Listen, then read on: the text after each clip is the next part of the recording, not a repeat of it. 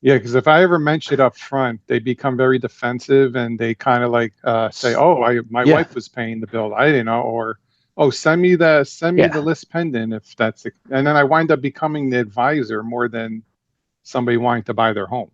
Called pre-foreclosures and divorces, and the moment that they would know or that your intention was because they're going through a divorce Hmm. or they're in foreclosure, the conversation shifts. So I used to just basically pretend like I was circle dialing them, like, hey, look, there's a shortage of inventory right now. Would you ever consider selling your property? And see if they would open up. And if they would open up, then great, we'd have the conversation. And if they wouldn't, then at the closer to the end of the conversation, after I'd be like, hey, look, have you ever thought about selling? If you did move, where would you move to next? Blah, blah, blah. I would say, you know what? I actually just noticed something. This might be a mistake. For some reason, it shows that the the property is in default. Is that a mistake? And then that would like let them know that I know, hey, look, this is what's going on. Are you planning on doing anything about it? But my response was very similar to yours. If you came just straightforward and said, "Hey, look, I noticed the property is in foreclosure. What are you planning on doing?" In some cases, it wasn't as effective just because they were getting bombarded with people, and at that point, you're just like everybody else, basically. Yeah. Same thing I would do with divorces. With divorces, I would just basically run a market script. Like, hey, look, there's a shortage of inventory right now. Have you ever considered selling your property? And then see who opens up, and those are the people that are open enough to have a conversation about it at that point. It's embarrassing for some people, you know. I mean, Yeah. Exactly. it's embarrassing, you know. It's like Yeah. nobody wants to be in that sort of situation where Of they're course. having financial hardship, you know. Hmm. So it's a sensitive matter. But yeah, I used to just be like, hey, look, I'm notice a property, or hey, there's a shortage of inventory right now. Would you ever consider selling your property? No, I Gotcha. would not. Not a problem. Is it something you would ever consider in the future, or is the plan to keep it forever? Plan Hmm. is to keep it forever. What if we had a cash buyer interested in buying your property? Is that something you would Right. consider? No, I would not. Okay, so even if I Yeah. had a cash buyer, that sort of thing, basically. I just had a call where like the guy was like, "Give me your offer. Like, what is your number?" And I'm like, "All right, well, just tell me a little about the property, and then I could probably help come up with a value."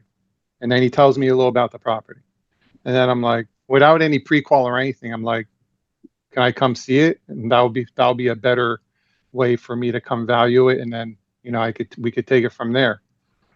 Would you go for that up front like that, and then try to prequal after, or would you still like penetrate on some other questions?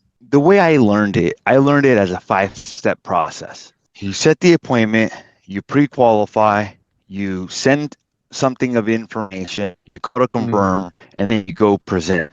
There's two different ways of doing it. Like one of them is that you basically are talking to the person and you're somewhat qualifying them, and then you're going for the appointment once you see the opening. The other way is as soon as you see the opening, regardless if you've qualified them or not, you go for the appointment basically. mm, I like if I see an opening, I close for the appointment. Meaning like, hey, look, if I had that situation where somebody is basically telling me, hey, look, like, what would you offer me for the property? Great. mm, I'm happy to make you an offer. Is it possible to see the property? mm, And essentially what I'm doing is I'm going for the appointment, and then they might say, yes, it's possible to see the property. When would you like to come see it? Hey, how is Friday at 3 o'clock?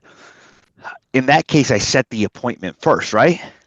So you still have the prequal script. So even though you set the appointment, you can still say, hey, look, before I come out, I have a couple of really quick questions I need to ask you. I just want to make sure that I'm fully prepared. I could really be a best service to you. Is it okay if I ask them now? So just because you set the appointment and you don't have enough information, you still have an entire pre-qualification script that if for whatever reason something doesn't check out, you could always say something along the lines of, hey, look, unfortunately, like it's not in your best interest for me to come out now, or mm. unfortunately, in our best interest, it doesn't make sense for us to get together for X, Y, and Z reasons. Just because you set the appointment, that doesn't mean that you can't cancel the appointment. And just because you don't have enough information, that's the whole purpose. So sometimes, like I've noticed that it happens like vice versa. Step 1 and 2 sometimes switch on each Mm, other. What I mean by that is that sometimes, like, I'll say, is it possible to see the property? And they'll be like, no, it's not possible for whatever reason. So in that case, I couldn't get the appointment. So what am I going to start to do? I'm going to start to qualify the lead. I'm going to right, say, right. okay, no problem. Like, just out of curiosity, like, let's say one day I bring you an offer, like, where are you moving to next? Hey, in terms of timing, like, what would be an ideal time frame? Hey, how much were you wanting to sell the property for? But do you see Yeah, how, like, those two, in my opinion, can interchange I got you. just depending on the conversation, basically. So if you set the Okay, appointment first and you haven't qualified, then you qualify. If you try to go for the appointment and they don't give you the appointment, then you can begin to qualify the lead. And once you see another opening, then you can go back for the appointment again, basically. Once you gotcha. find out if there's something there. Thank you. Is that helpful? Yeah, very helpful. You definitely confirmed that. Thank you. So, Jose, so I just got a listing and it's like 1.8 million, and I've never had a listing like at that, tier before. It's priced well, I would say, a great location as well. Because I'm located in Salt Lake City, Utah. But my situation is just that like we had one showing for the entire month last month. I just don't know if that's good or not because I just have never dealt with that luxury market before. So what's kind of like your experience in terms of like luxury markets and kind of how do you know if you're priced well, if you're getting a good amount of showings in terms of like the marketing and all that? So I'd probably talk to some of the other agents that have similar listings and see what kind of activity they're getting on their property. Because whatever advice I give you out here in California is going to be different. So sometimes where I'm like unsure as to like, okay, like, is this normal? Is this not normal? I'll call another agent. I'll be like, hey, look, Mr. Agent, you have a property over here on this. I'll be honest, I'm hearing crickets out here. Like, is that what you're hearing too? Yeah, like I'm hearing the same thing. And then over here, I'm like, hey, look, to be quite honest, I'm kind of new in this price range. Like, what's normal? Like, what should I expect? What's normal? Like, is one showing a month, two showings a month, three showings a month, five showings a month?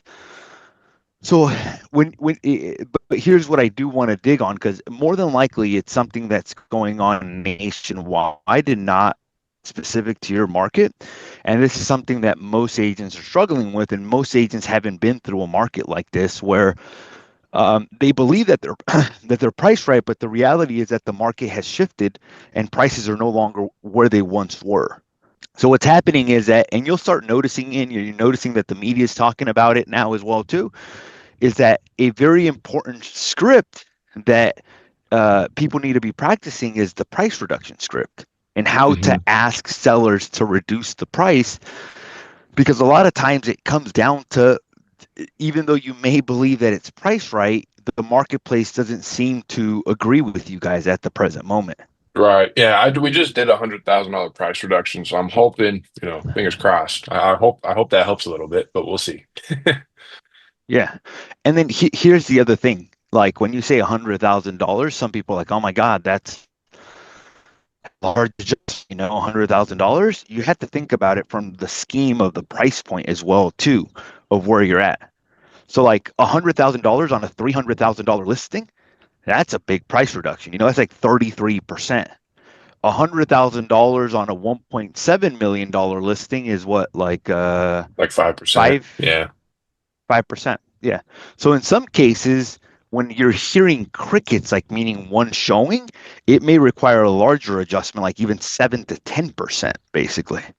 Okay. So in some Perfect. cases, it may sound like, hey, look, like 1.7, that might not be enough. $100,000, you may need to get right under the 1.5, but you'll be able to tell. That's the only thing, though, that like I'd encourage you to pay attention to, think about it not from a dollar amount, to think about it from a percentage.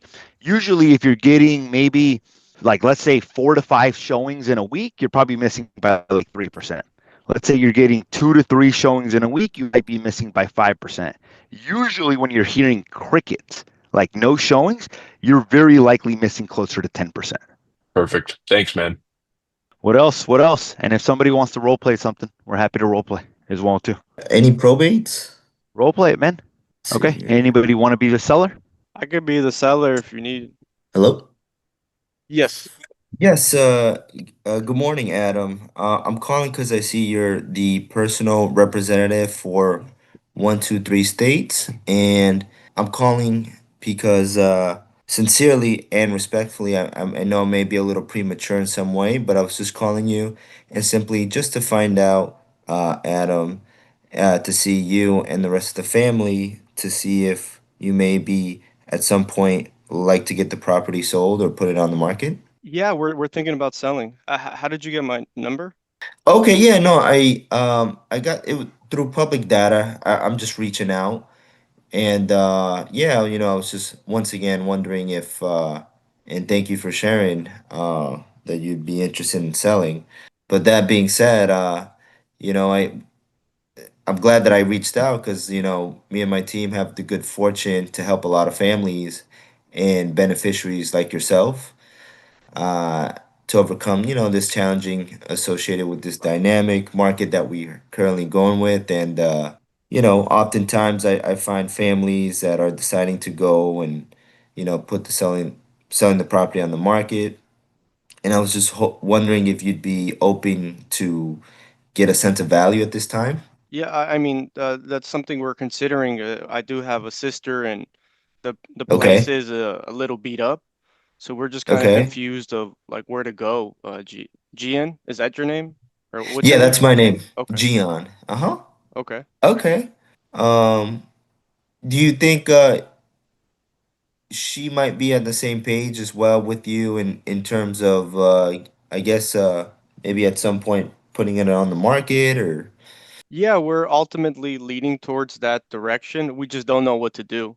sounds like you're in undecided pretty much at the moment. No, we're looking to sell. We just don't know what to How do to go next. about it. Okay.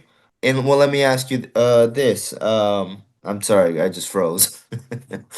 I get it. Just keep going, man. The avatar wants it. Just push. Got it. Got it. Got it. Got it. Give me a second. Give me that leads me to my next question because I often find, the time that family could use some extra help and assistance in preparing a property for sale.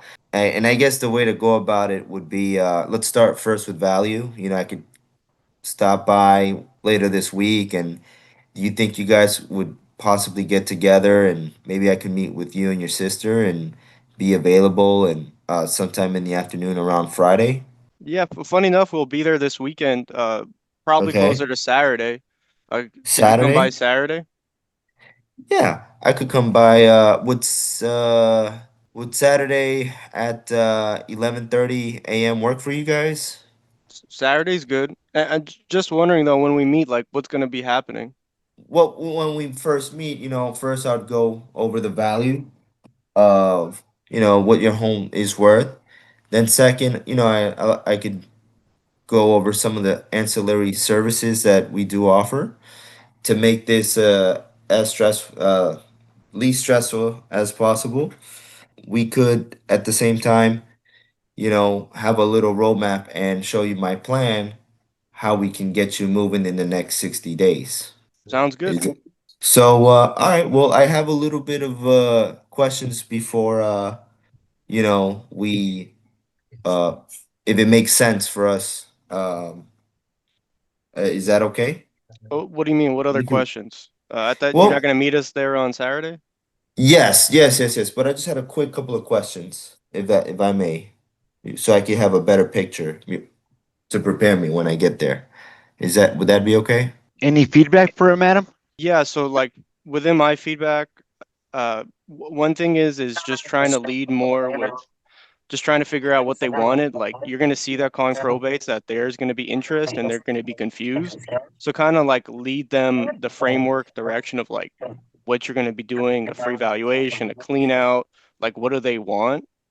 Like really Okay. just trying to like create the frame. Cause like I said, like yes, like we Yeah. want to sell, but then you said you kind of converted like I don't know, like no, like you're gonna see that people do want to sell, but they want a guide for Aaron and the teachings is just like how are you gonna get them from A to B, and can you be that assistance?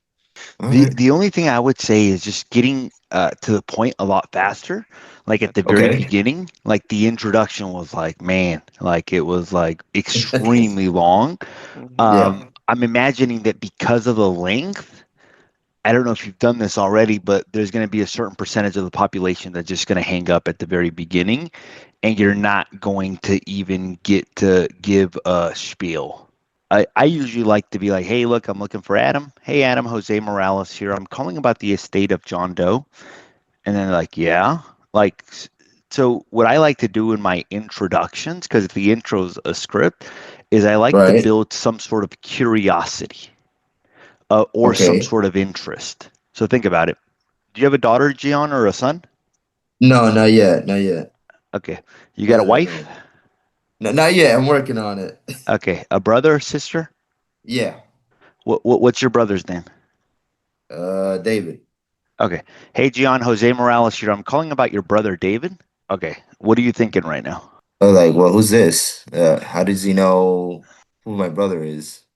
Yeah. And you're probably wondering like, hey, is there something wrong with my brother? Is everything okay with my brother? Like, so Yeah. what I just did is I've got your interest. So I've got you thinking like, okay, who is this guy? Why is he calling me? How does he know that David is my brother? I've got some sort of curiosity at the beginning. I like to do that because now I've got you somewhat on the hook a little bit, or enough on the hook to be able to continue the pitch. Who's a company that tries to sell you something? Hey, Gian, Jose Morales, I'm calling you from Subaru. What Yeah. what pops up in your mind now? I put my information online and now he's calling me. So it's very similar in real estate. Like I feel like a lot of people sometimes are like, "Hey, I'm looking for Gian. Hey, Gian, this is Jose Morales with EXP, the real estate company."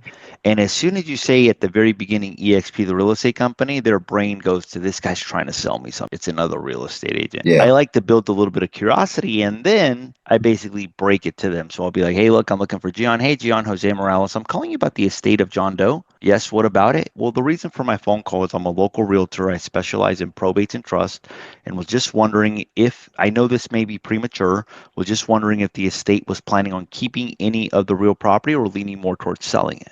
It's concise, it's direct, and it builds a little bit of curiosity. The other thing I would say as well too is and this is for everybody making phone calls, if you're noticing that people are hanging up on you all the time and you're not really even getting to your pitch, the first thing you have to examine is your introduction.